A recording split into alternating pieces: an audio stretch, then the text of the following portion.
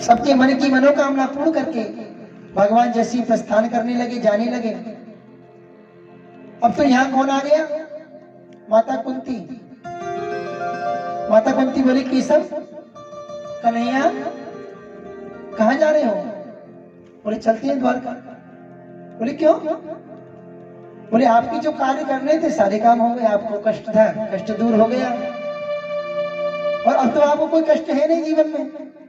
आपके बच्चों को राजपाट मिल गया, शासन मिल गया,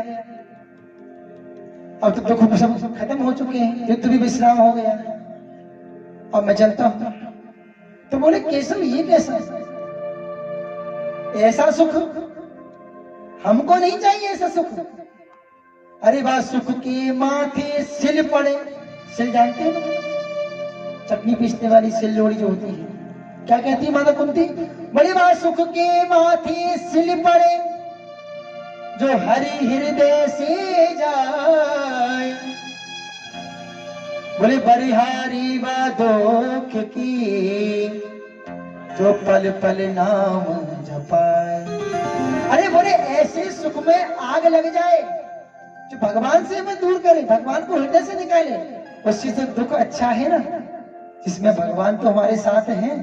अच्छा एक बात बताइए, जब पांडवों में कष्ट था तो ठाकुर जी साथ थे ना, हर समय कदम से कदम मिलाकर चले, और जब सुख आया तो प्रस्थान करने लगे।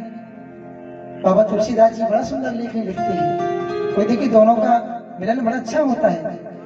और हनुमान जी कहते हैं, कहे हनुमत विपत प्रभु सोई, कहे हनुमत विपत प्रभु सोई। बोले जप तप सुमिरन भजन न होई, जब तब सुमिरन भजन न होई। बोले क्या? सोचिए, ऐसा सुख किस काम का जो भगवान से दूर कर दे। माता कहती है, माधव मुझे ये सुख नहीं चाहिए, मुझे तो वही दुख प्रदान कर दो। बोले विपदा संतु ना सस्वत। क्या कहती है मां कुंती? बोले विपदा संतु ना सस्वत तत्र तत्र जगत गुरु। बोले भव दो दर्शन प्रायस्यः पुनर्भव दर्शनम। कन्हैया ऐसी विपत्ति हमें हर बार भगवान दे जिसमें तुम हमारे साथ रहो। बताओ कोई चाहेगा? कौन कौन चाहता है कि हमें दुख मिले? हाँ जी, यादव जी दुख चाहते हो? अरे बोले महाराज सुख चाहिए। हर व्यक्ति संसार में सुख की कामना करता है ना जी। लेकिन माता देखो कुंती दुख मांग रही है, क्यों? वो जानती है कि दुख में, कहते ना, दुख में सुमिरन सब करे और सुख में करे न कोई। जो सुख में सुमिरन करे तो दुख काहे को हो। और एक बहुत अच्छी बात कही है, बोले दुख में सुमिरन नहीं किया और तूने सुख में किया न याद।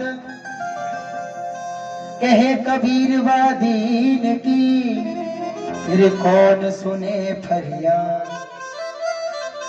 बोले जिसने सुख में सुमिरन नहीं किया, दुख में याद नहीं किया, उसकी पुकार पर कोई नहीं सुन सकता। यह माता कहती है, कन्हैया हमें तो आप चाहिए, हमें तो आपकी कृपा से हमारा सारा काम हुआ है और हो रहा है। आए हम सब लोग एक भजन के माध्यम से गाएंगे, जय हो।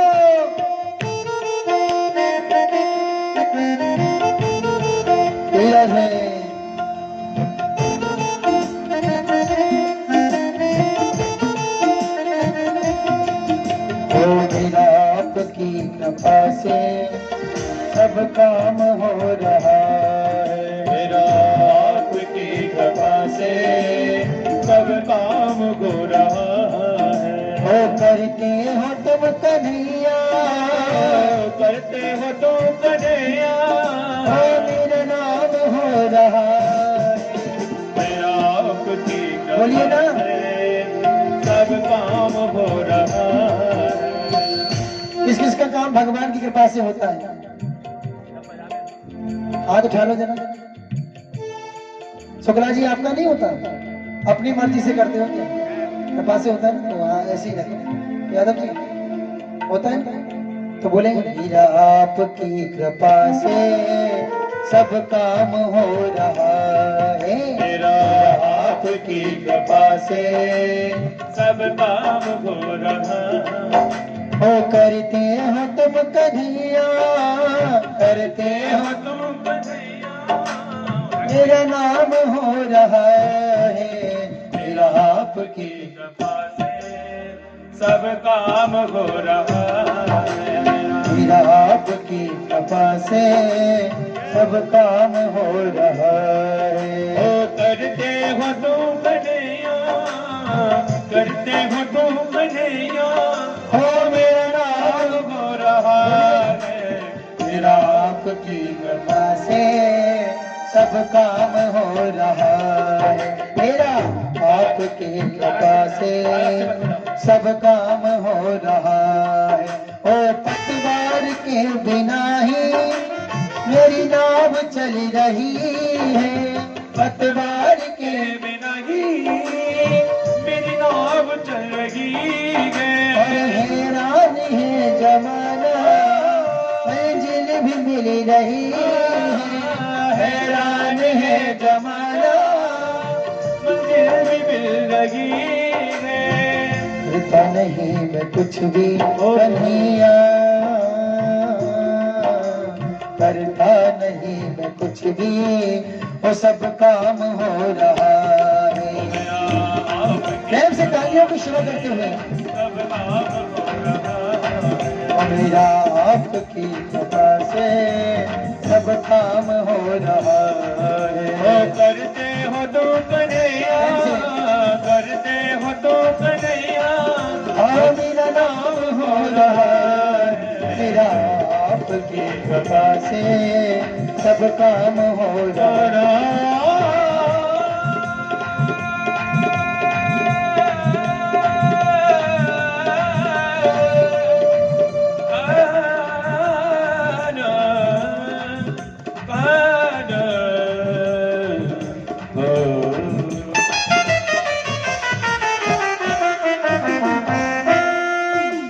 मेरा आपकी कृपा से सब काम हो रहा है।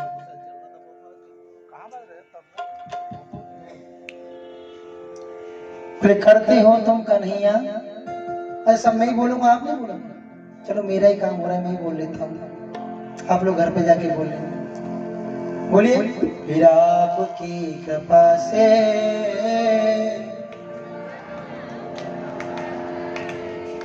हो तो रहा लेकिन बोल नहीं रहे थे। बोलिए राधा रानी की जय हो। बिना माइक के तो सही बोल रही है आवाज हो जाती। हाँ ये थी। अब तो महाराज यहाँ बड़ी सुंदर माता ने स्तुति की और भगवान ने और कुछ दिन रह करके पिता में भीष्म के मनोरथ पूर्ण किए हैं। पिता में भीष्म सरसैया पर पड़े, भगवान ने ध्यान किया। अर्जुन ने दुष्यंत ने आकर के पूछा, हे माधव, दुनिया आपका ध्यान करती है, आप किसका ध्यान कर रहे हैं? बोले आप भगवान हो, दुनिया आपका ध्यान करती है, आप किसका ध्यान कर रहे हो? बोले भक्त मेरा ध्यान करते हैं और मैं भक्तों का ध्यान कर रहा हूं। मैं तो हूं भगतन को दास, भगत मेरी मुकुट मणि, मुकुट नहीं मुकुट में जो लगी मणि है। हाँ जी, बोले मैं तो अहम भक्त पर पराधीन हूं, मैं तो भक्तों के पराधीन हूं भाई। अब तो महाराज बोले ऐसे कौन से भक्त हैं जिनका आप ध्यान कर रहे हो? बोले मेरे साथ चलो, उनके दर्शन में आपको कराऊंगा। सब पांडवों को लेकर के, भगवान जानते हैं कि इनको ज्ञान देना जरूरी है, सब पांडवों को लेकर पिता में भीष्म के पास पहुंचे। तोड़े वाला तोड़े। अब तो महाराज जिसे पिता में भीष्म के पास पहुंचे।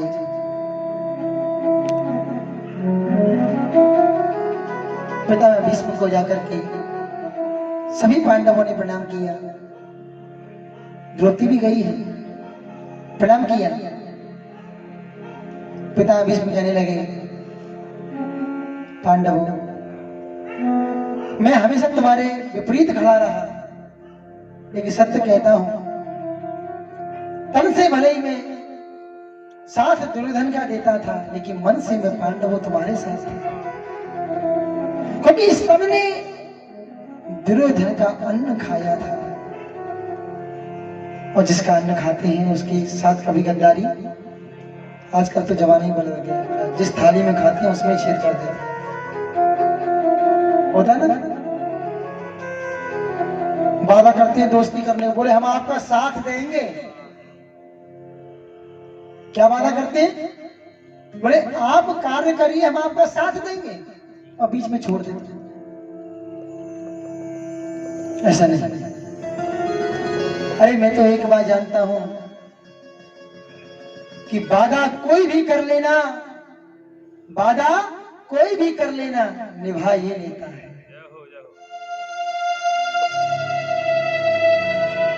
निभा ये लेता। वादा कोई भी कर लो, निभाएगा यही। और देखो निभा रहा है, निभाएगा, चिंता नहीं।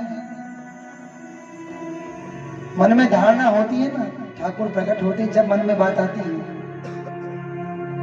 जिसके हृदय में भगवान प्रवेश करते हैं, कथा में उसी को रुचि होती है। बाकी व्यथा तो दुनिया करवाती रहती है। व्यथाओं में रुचि ज्यादा लेते हैं लोग, कथाओं में कम लेते हैं। तभी तो हमारे मन मस्तिष्क खत्म हो चुके हैं, क्योंकि व्यथा ज्यादा पसंद कर रहे हैं हम लोग कथा को। कुछ करने वाले नहीं, कुछ कराने वाले नहीं, कुछ सुनने वाले नहीं, कुछ सुनाने वाले नहीं। अब तो महाराज यहाँ पिता में नाना प्रकार के उपदेश दिए। बोले द्रोणम च भीष्मं च जयद्रथं च कर्णं तथान्यानपि योधवीर मया हतास्त्वं जहिमा व्यतिष्ठ युद्धस्य जेतासि रणे सपत्नान्। बोले इतने बड़े बड़े पराक्रमी योद्धाओं के सामने तुमने युद्ध किया अर्जुन, लेकिन सच में तुमने नहीं किया। तुम तो केवल निमित्त मात्र धनुष और बाण लेकर के, गांडीव लेके खड़े थे, बाण तो कोई और चला रहा था। मेरे पितामह ये क्या बात कर रहे हैं? मेरे साथ कौन था? बोले तुम्हारे साथ कोई तो था, याद है? बोले हाँ, माधव कृष्ण मेरे साथ थे, वो तो मेरे सारथी थे, वो मेरा रथ चला रहे थे। बोले ये तेरी भूल है। बोले एक भुजा वाला नहीं है, वो सहस्त्र भुजा है। बोले वो रथ जरूर चला रहा था, वो तेरा रथ भी चला रहा था, तेरे धनुष से बाण भी चला रहा था, और हमारे बाणों को विफल भी वही कर रहा था।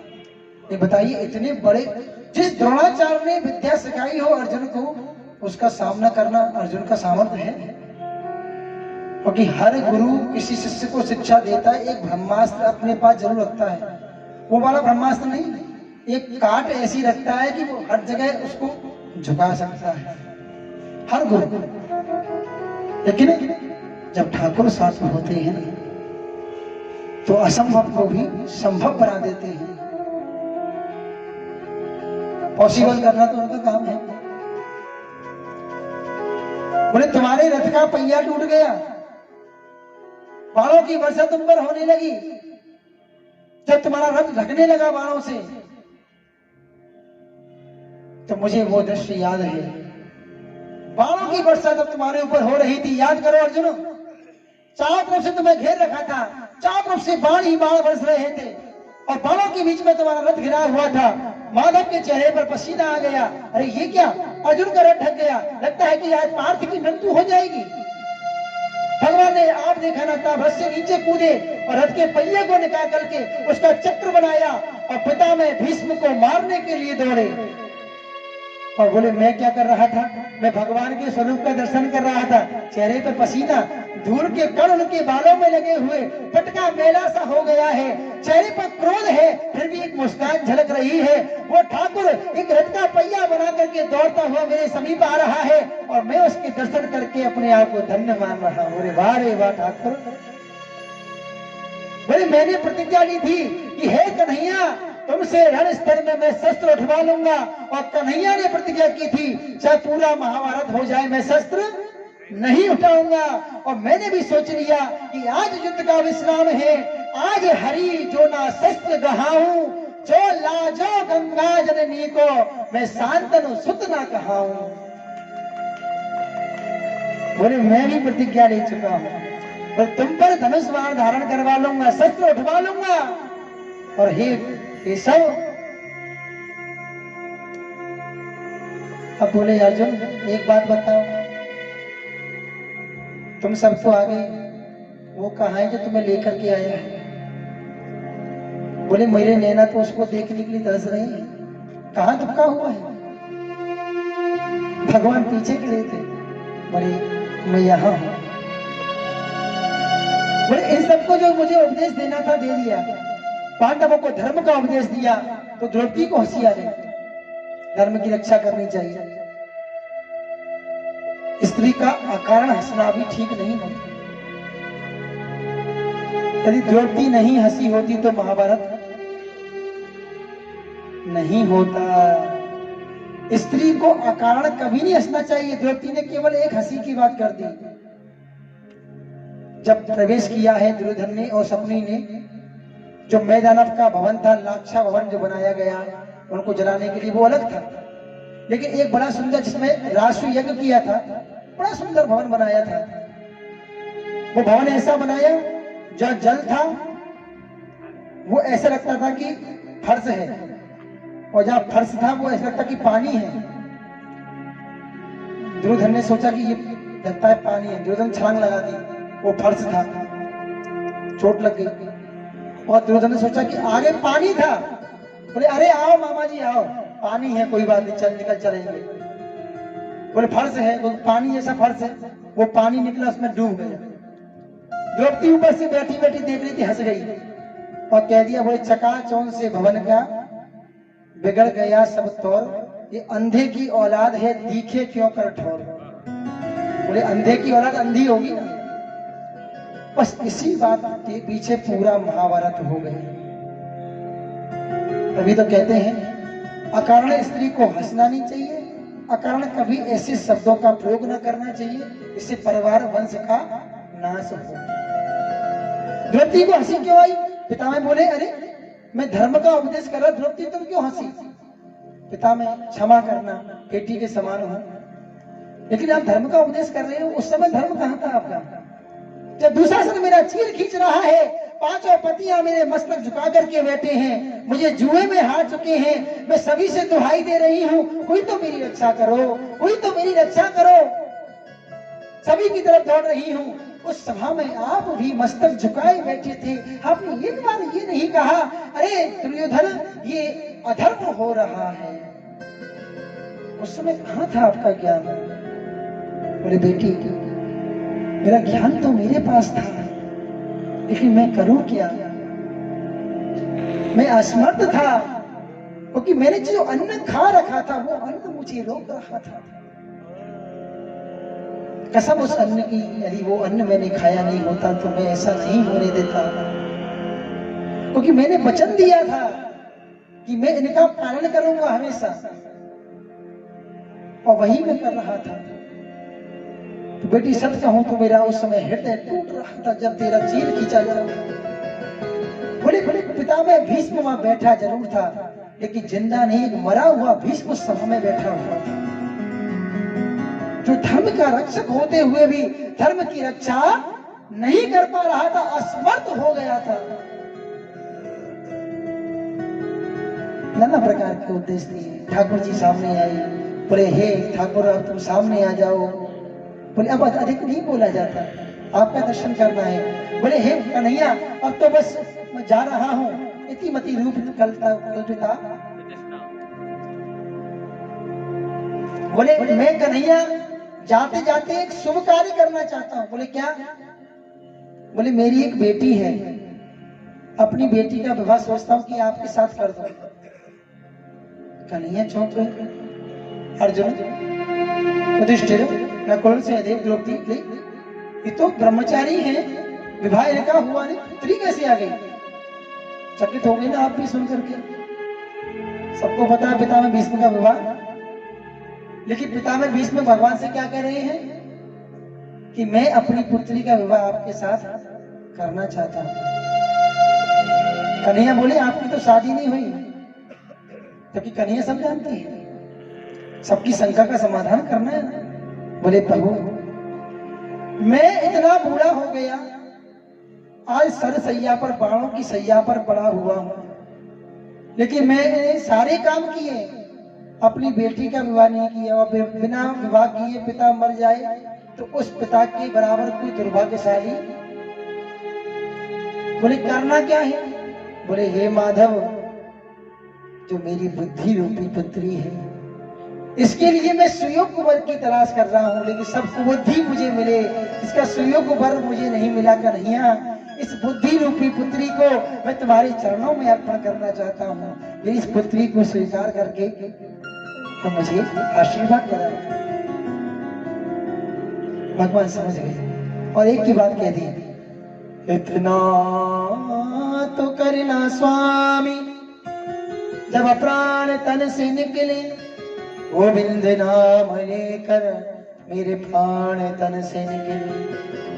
श्री गंगा जी का तट हो, यमुना का वैसी बट हो, मेरा साबरा निकट हो, जब प्राण तन से निकले। बोले कन्हैया एक इच्छा है, उस वक्त जल्दी आना, नहीं शाम भूल जाना, श्री राधे को साथ लाना, जब प्राण तन से निकले। कन्हैया अब अधिक नहीं बोला जाता, प्रस्थान चाहता है, क्योंकि पितामह भीष्म को इच्छा मृत्यु का वरदान था, कोई शस्त्र उन्हें मार नहीं सकता। सोचिए इतने दिनों से जो बाणों पर लेटा हुआ है, पूरे शरीर में बाण है, कितना रक्त बह गया होगा। सोचिए कितना रक्त बह गया पितामह भीष्म से, लेकिन मरे क्यों नहीं? इच्छा मृत्यु का वरदान है, जब तक उनकी इच्छा नहीं होगी मर नहीं सकते। और जब भगवान से वार्तालाप हो गया, अपने मन की मनोकामना पूर्ण हो गई, तो उन्होंने शरीर का त्याग कर दिया। आए आगे कथा में प्रवेश करेंगे। भगवान आगे बढ़े हैं, द्वारका पहुंचे हैं, राजाभिषेक किया है, परीक्षित का जन्म हुआ, उसकी कुंडली के विषय में जानकारी दी है। विदुर जी को धृतराष्ट्र को उपदेश दिया है कि बोले तुम पांडवों के यहाँ अभी तक पड़े हो, जिन पांडवों को तुमने मरवाने के लिए क्या क्या नहीं कराया, उन्हीं पांडवों का अन्न खाते हो, शर्म नहीं आती तुम्हें? कुत्ते की तरह जीवन जी रहे हो, जिनका हित किया उसकी यहाँ टुकड़ी खा रहे हो। बोले क्या करूं? बोले जाओ तपस्या करो, जाकर के भगवान को प्राप्त करो। धृतराष्ट्र अपनी पत्नी के साथ वन में चले गए हैं, जाकर के भगवान का भजन किया। युधिष्ठिर ढूंढने लगे हैं और आगे बढ़ते चले गए हैं, ढूंढा है कि कहाँ गए, बता दिया है विदुर जी ने कि बोले भगवान को प्राप्त करने का मार्ग उन्हें मिल गया है। भगवान ने सभी को नाना प्रकार के उपदेश दिए हैं। द्वारका पहुंचे, द्वारका में युवतियों ने उनको फूल माला से स्वागत किया है। परीक्षित का प्रसंग आता है कि परीक्षित ने किस प्रकार से धर्म की रक्षा की है। कली धर्म को मार रहा है, लातों से गाय को मार रहा है, गाय रूपी पृथ्वी को। परीक्षित पहुंचे हैं और परीक्षित ने